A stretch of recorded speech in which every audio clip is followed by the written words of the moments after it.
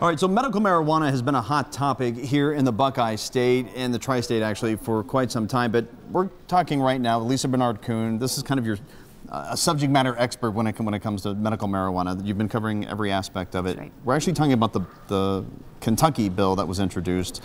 Is it any different than what we're seeing in Ohio? I guess what's the difference? There's some really unique perspectives in there. So, Ohio is 2 years into rolling out its medical marijuana program. Right. So we've been reporting a ton on that. Kentucky is just at the beginning of that process. Back in January, they introduced a bill to legalize medical marijuana. And we see some pretty key differences in that approach versus what we know is happening in Ohio. Mm-hmm. One of the key things there is a proposal for home delivery of medical marijuana to patients. Under this proposal, patients could get a 90-day supply delivered to their doorstep.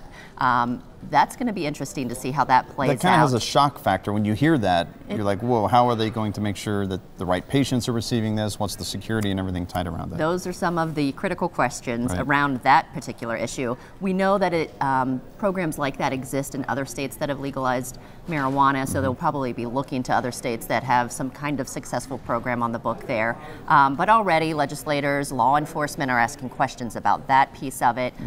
Originally in this bill in Kentucky, there was a call for home grow. So patients who qualified would be able to grow up to 12 plants and have 12 seedlings in their home. That's another contentious point. Law enforcement and other legislators are pushing back on that. So timeline here, you're looking about mid-April is when Kentucky wraps up their legislative session. So this is going to be something that's going to be hashed out in the next few weeks for sure. All right, you're covering, obviously covering the very latest taking place in Kentucky, but what about a couple final moments here? Ohio, we still have a deadline fast approaching. There's still a lot of uncertainty. So much is happening in Ohio, and so much hasn't happened in Ohio right. that we really need to see occur before we get to that September 2018 deadline. We still don't know who the dispensaries and where the dispensaries will be. We still don't know who's going to process medical marijuana in Ohio, which is once it's grown and cultivated, the process to turn it into an allowable form of medical marijuana.